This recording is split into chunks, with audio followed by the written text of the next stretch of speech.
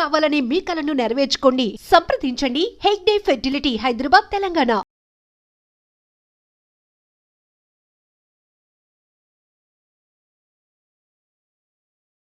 మీరు యూజువల్గా తరుణ్ భాస్కర్ గారి మదర్గా, గీతా భాస్కర్గా కొంతమంది వరకు తెలుసు. కాకపోతే స్కూల్స్ విషయానికి వచ్చేటప్పటికి అండ్ ఎడ్యుకేషన్ సిస్టమ్ విషయానికి వచ్చేటప్పటికి you are doing something beyond the limits అనేది కూడా మాకు అర్థమవుతుంది. ఫస్ట్ స్టార్ట్ విత్ అనే మూవీస్. ఓకేనా? తరుణ్ భాస్కర్ గారు డైరెక్టర్ అవ్వాలని అనుకున్నప్పుడు సో మిమ్మల్ని అంటే యాజ్ అ యాక్ట్రెస్గా యూజువల్గా ఒక మదర్ రోల్గా పెట్టడానికి సో అన్నప్పుడు వాట్స్ యువర్ రియాక్షన్? అంటే ఫస్ట్ థింగ్ నాకేందని అంటే నో అనలేకపోతే ఆ టైంలో, ఎందుకంటే అది 48 hour ఫిల్మ్, అది మీకు తెలుసు, అనుకోకుండా అన్నది 48 hour ఫిల్మ్ కాంపిటీషన్ అది. అయితే వాడు తిప్పలు పడి ఒక్కొక్క క్యారెక్టర్ని ఎతుకుతున్నాడు అనమాట. అప్పుడు ఇమీడియట్గా అది వచ్చిన జానరే వాడికి రొమాన్స్ అని. సో వాడు ఏదో ఎడ్యుకేషన్ గురించి చాలా వరకు రాసేది చేసేదన్నమాట. సో వాడికి ఆల్రెడీ అటువంటి స్టోరీస్ ఉండే, నాకు తెలుసు వాడి స్టోరీస్ది. అయితే సడన్గా రొమాన్స్ వచ్చింది అనే వరకు రూమ్లో పోయి లాక్ వేసుకొని స్టార్టెడ్ రైటింగ్ ద స్క్రిప్ట్ అనమాట. అది దాంట్లో ఒక కండిషన్ ఏంటంటే కొత్తగా ఉండాలి, అందరూ న్యూ ఫేసెస్ ఉండాలి అని. సో అప్పుడు వాడు మన రీతు ఉండే అనమాట, రీతుని లీడ్గా తీసుకున్నాడు. మదర్ క్యారెక్టర్ కావాలని అంటే ఆలోచించినాడు.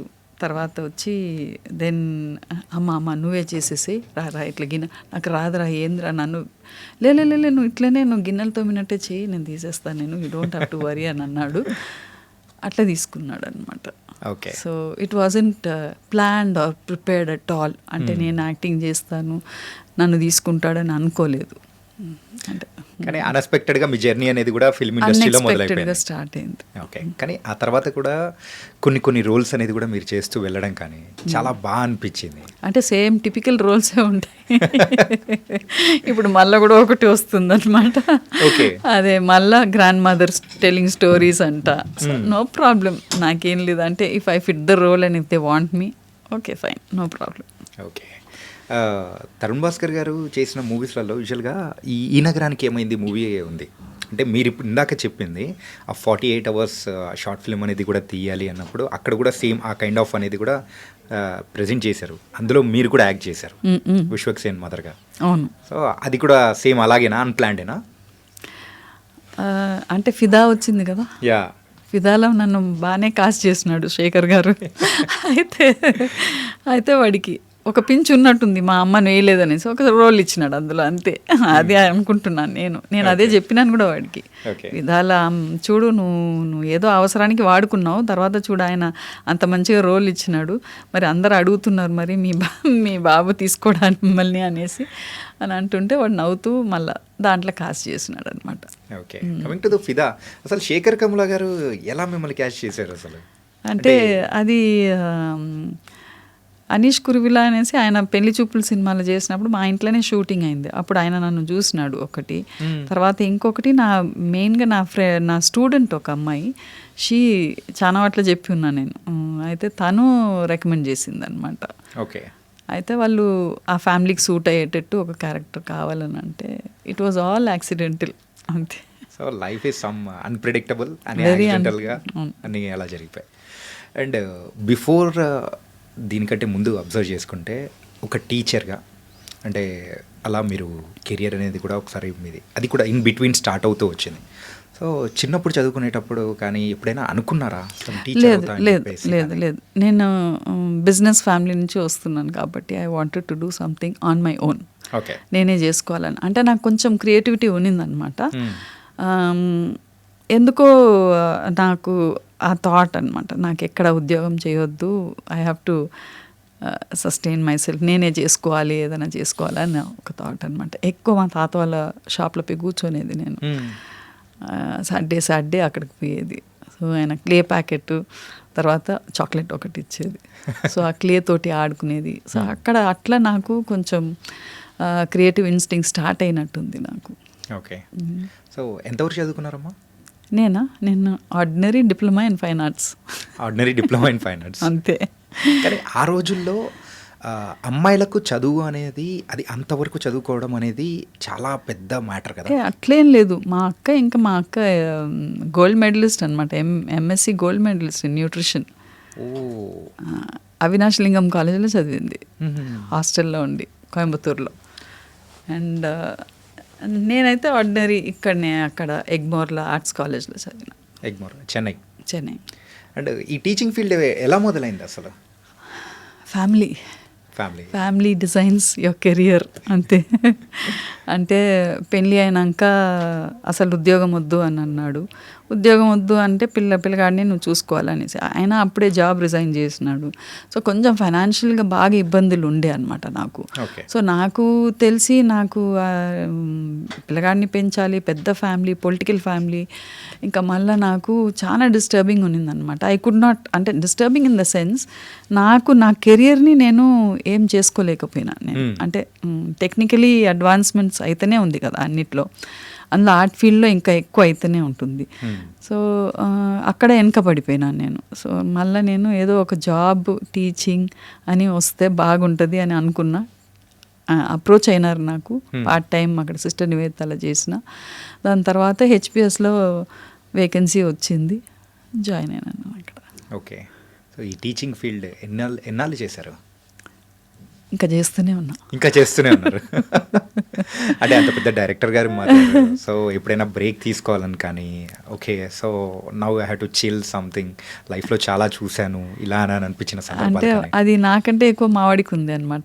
నన్ను తిప్పాలి, అటు తీసుకుపోవాలి, ఇటు తీసుకుపోవాలి, ఏంది చిన్న పిల్లలాగా నువ్వు ఉరుకుతూనే ఉన్నావు ఇటు అటు అనేసి.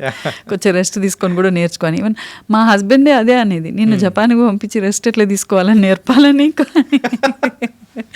అంటే కొంచెం సేపు కూర్చోన్నా, కొంచెం సేపు పండుకున్నా, అదేందో మరి పాడుగాని నాకు అలవాటు, ఏదో నాకు ఒక గిల్ట్ ఫీలింగ్ ఉంటుంది అనమాట. ఏదో ఈ టైమింగ్ అంటే ఇట్లా ఒక్కొక్కసారి yes this is my time, నేను రిలాక్స్ కావాలి, నేను బయటికి వెళ్ళాలి, ఇట్లా పోవాలి అట్లా పోవాలని అనుకుంటా. కానీ మోస్ట్ ఆఫ్ ద టైం ఏదో ఒకటి నాకు చేయాలి, యూస్ఫుల్గా చేయాలి అనేసి. అది ఎండ్ ఆఫ్ ద డే ఇవాళ ఏమేమి చేసినానని అనుకునేది. అంటే ప్రాబబ్లీ నాకు ఆ స్కూలింగ్ నుంచి వచ్చినట్టుంది. మాకు మారల్ సైన్స్ ఉండేది, ఇప్పుడు మారల్ సైన్సే లేదు. మార్నింగ్ ఫస్ట్ క్లాసే మ్యాథ్స్ చెప్తున్నారు, పైసలు ఎంచడం. అయితే ఆ మా మారల్ సైన్స్లో ఎప్పుడు అనేది నైట్ పండుకునే ముందు what did I do and what I thought I can do and I did not do so that I can do it the next day అని అనుకునేది అనమాట. అంటే నిన్నటి నుంచి రేపు బెటర్ ఉండాలి అని అనుకొని పండుకోవాలి అన్నట్టు. సో నేను ఏమేమి చేసినాను అనే వరకు ఇవి చేసినాను అన్నప్పుడు ఒక సాటిస్ఫాక్షన్ వస్తుంది. Yes my my day was used properly అన్నది ఆ థాట్ వస్తుంది. సో ఆ సాటిస్ఫాక్షన్ తోటి if you sleep I think you can sleep well, peacefully. కానీ ఇన్నాళ్ళ నుంచి ఉన్నా కానీ ఈ కైండ్ ఆఫ్ ఆలోచనలు అసలు మాకు రాలేదమ్మా. ఈరోజు ఏం చేసామని అనేటప్పటికి అలా ఏముండదు అనమాట. కంపల్సరీ అదొక్క అలవాటు మాత్రం నాకు స్టార్ట్ అయింది. What did I do today, అరే ఎంత స్ట్రెయిన్ అయింది, రేపు కొంచెం రెస్ట్ తీసుకోవాలి, ఓకే ఇవాళ okay fulfilled, I thought I'll do this, I'll do that, ఒక ప్లానింగ్ ఉండిపోతుంది అనమాట. అది రిజిడ్గా ఉండిపోయింది నాకు ఆ క్లాసు, ఆ కోచింగ్ నుంచి, చిన్నప్పుడు చెప్పినప్పటి నుంచి. Okay, thank you God for the day and how did I spend the day అన్నది. And then it was nice.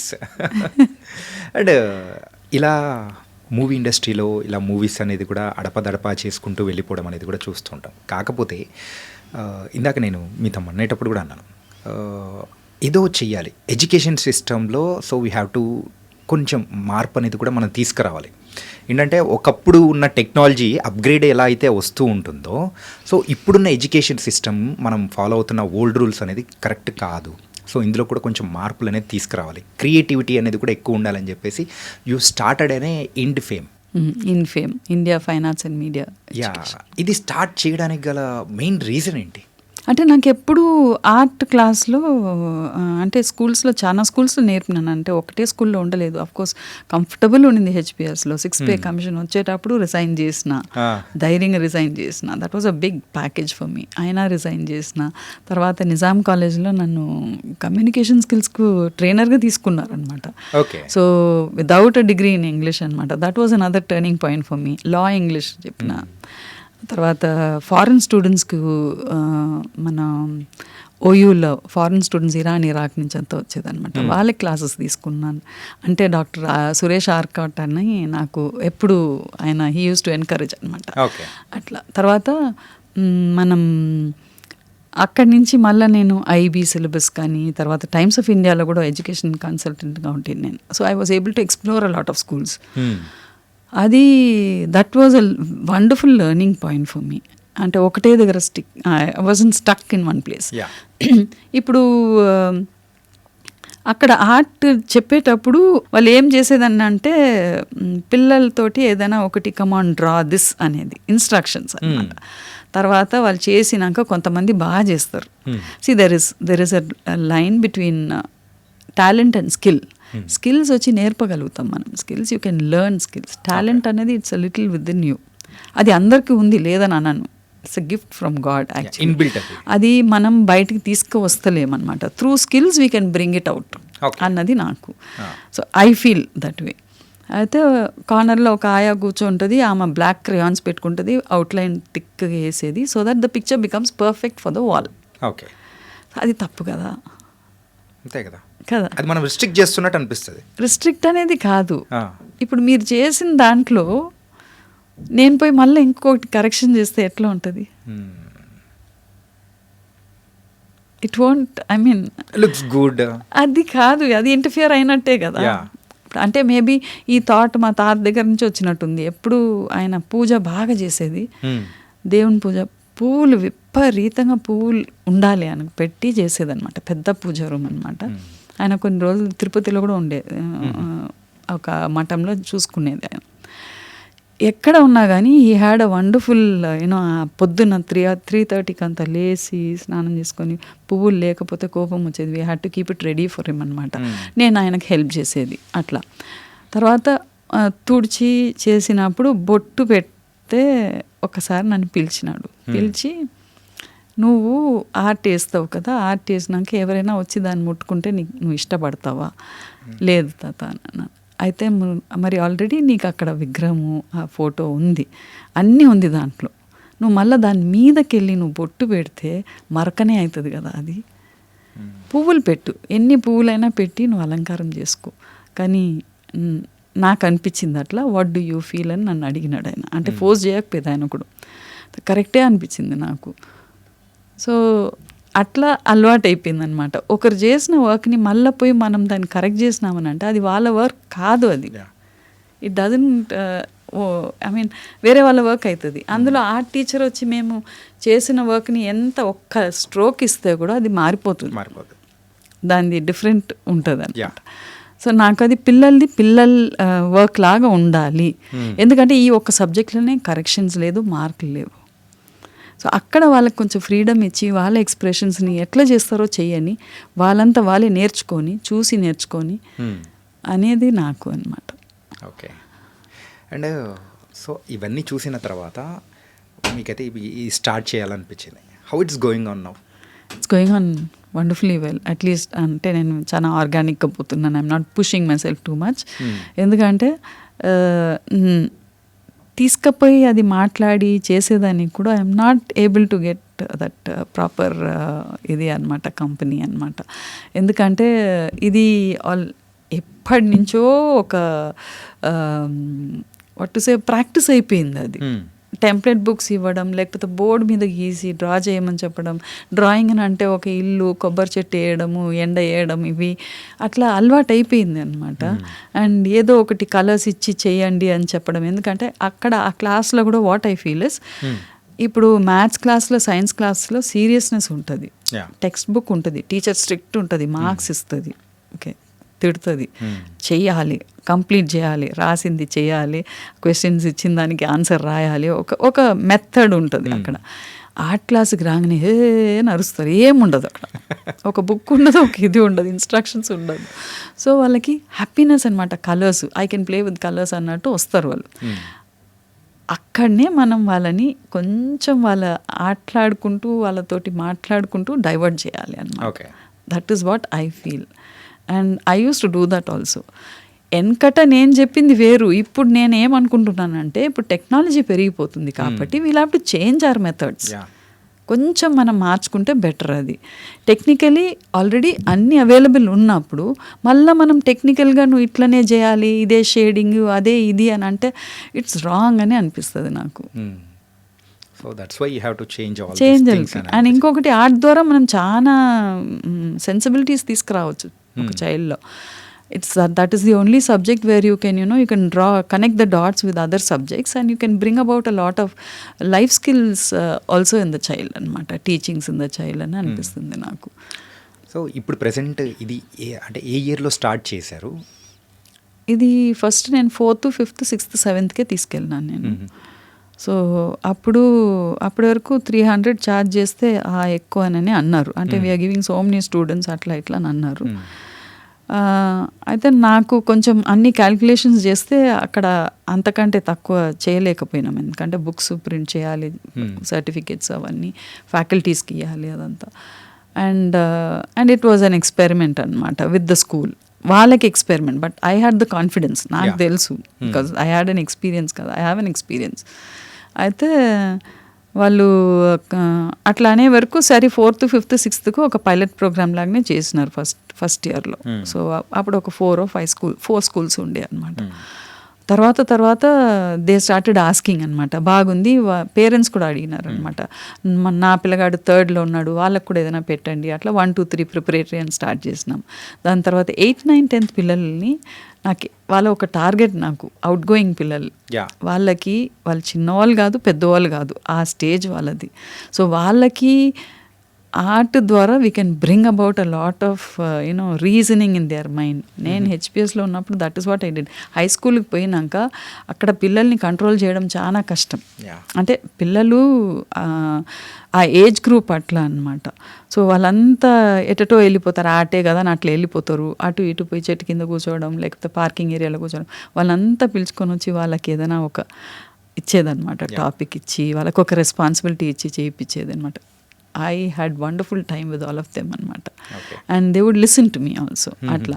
So నాకు ఇక్కడ కూడా నాకు 8, 9, 10th కూడా నేను స్టార్ట్ చేసుకున్నాను నేను వాళ్ళకి. అంటే క్లాసెస్ ఎట్లా అంటే 8th తర్వాత ఆర్ట్ క్లాసెస్ ఇవ్వరు ఎక్కువ, మోస్ట్లీ స్కూల్స్లో.